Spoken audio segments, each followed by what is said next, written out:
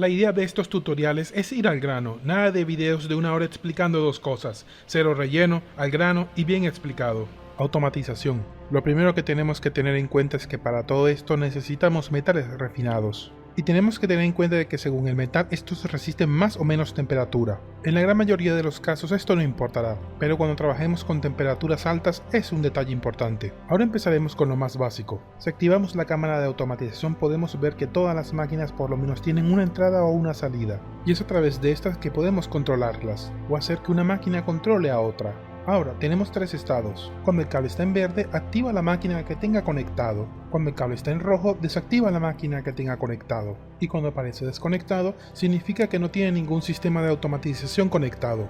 Y para controlar todo esto tenemos toda una variedad de sensores. El primero y más simple es el interruptor. Se lo conectamos a una máquina y con simplemente darle podemos encenderla y apagarla sin que un duplicante tenga que venir. Pero los demás funcionan de manera automática en función a su tipo y a la orden que le hayamos dado. El primero es el sensor atmosférico, que envía una señal positiva o negativa en función a la cantidad de aire que haya en su posición. Así que con él podemos fácilmente controlar una bomba de gas según la cantidad de gas que hay a su alrededor. El sensor de movimiento, como su nombre indica, envía una señal positiva si detecta un duplicante en su área de vigilancia. A este le podemos dar muchos usos, pero por ejemplo uno de los más simples es controlar la iluminación.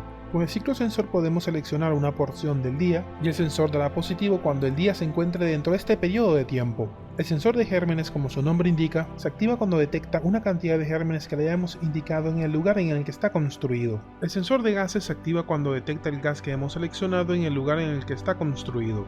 El temporizador se activa o desactiva según el periodo de tiempo que le hemos colocado. El termosensor se activa cuando detecta una temperatura por debajo o por encima del valor seleccionado, lo que lo hace muy útil como por ejemplo para el caso del generador de vapor. A diferencia de los demás sensores, el sensor de criaturas tiene en cuenta toda la habitación y se activa según hayamos seleccionado criaturas o huevos, por encima o por debajo de la cantidad seleccionada. El sensor de radiación, como su nombre indica, se activa cuando detecta radiación por encima o por debajo del número seleccionado, y 3/4 de lo mismo para el sensor de Radvolts. Ahora tenemos el sensor de potencia.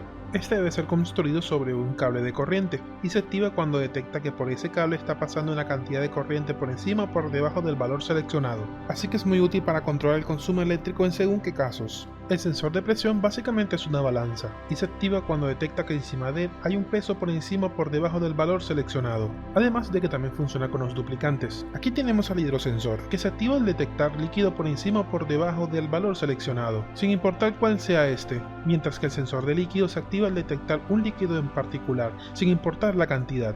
Y ahora este grande, que debe ser construido en la superficie, se activa en función de alguno de los eventos de la etapa espacial, ya sea la llegada de uno de los misiles o las lluvias de meteoritos. Un detalle a tener en cuenta es que este es el único sensor que requiere energía. Y ahora tenemos a este grupo de 6 sensores que están enfocados a detectar elementos dentro de tuberías y ductos de aire, así que no interactúan con los elementos que están en el ambiente, teniendo entre las opciones detectar un elemento en particular, la temperatura del elemento y detectar si tiene gérmenes. Ya de ellos hablé en el video de los gases y líquidos, pero aquí hay un pequeño resumen. Por ejemplo, los sensores inteligentes más válvulas nos sirven como filtros. Son más complejos pero consumen 8% de la energía de un filtro normal, además de que con los filtros térmicos podemos separar diferentes elementos en función de su temperatura. Ahora hablemos de estas cuantas herramientas. Con el conmutador eléctrico, a través de la automatización, podemos controlar el paso de la corriente. Y a su vez, con las baterías inteligentes podemos controlar a los generadores. De esta manera ellos no consumen recursos de manera innecesaria.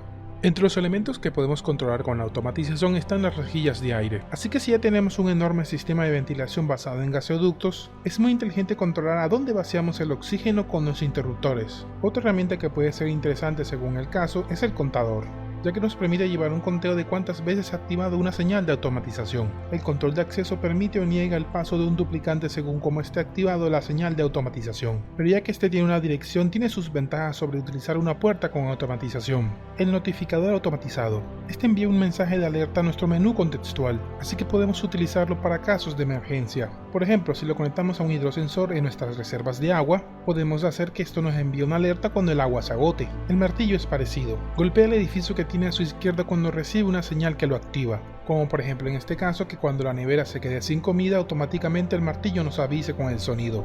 Y ahora tenemos el cable lógico, que nos permite unir 4 señales en un mismo cable, y junto a este el panel de píxeles, que nos ofrece la manera más fácil de visualizar todo esto. Pero configurando los lectores y grabadores de cinta podemos utilizarlo en cualquier otra máquina. El emisor de señales, si estamos dentro de la etapa espacial y queremos enviar una señal a otro planeta, es un sensor útil. Y ya para terminar tenemos las compuertas lógicas. La primera es la compuerta NOT, que simplemente entrega lo opuesto a lo que recibe. Así que si le llega señal roja, entrega señal verde, si le llega verde, entrega señal roja.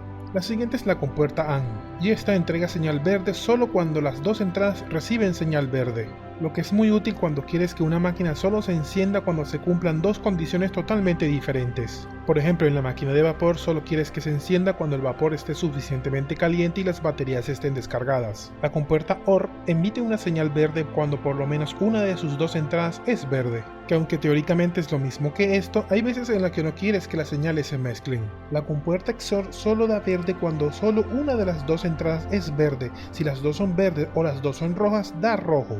Así que la podemos utilizar cuando tenemos una máquina que solo debe encenderse cuando una de las dos condiciones se cumpla. La puerta buffer al recibir señal verde de inmediato da señal verde, pero cuando se corta la señal verde la puerta buffer sigue dando señal verde durante un periodo de tiempo que podemos seleccionar. Por el contrario, la puerta filtro solo deja pasar señal verde luego de un periodo de tiempo seleccionado. Este par es muy útil cuando tenemos que controlar cosas en función al tiempo. Y para terminar tenemos el selector de señales y el disruptor de señal, que te permite la selección de una señal dentro de un grupo de 4. Pero ya implementado el cable lógico, me parece que todo esto no tiene mucha gracia, al punto de que jamás lo he construido porque sencillamente es engorroso.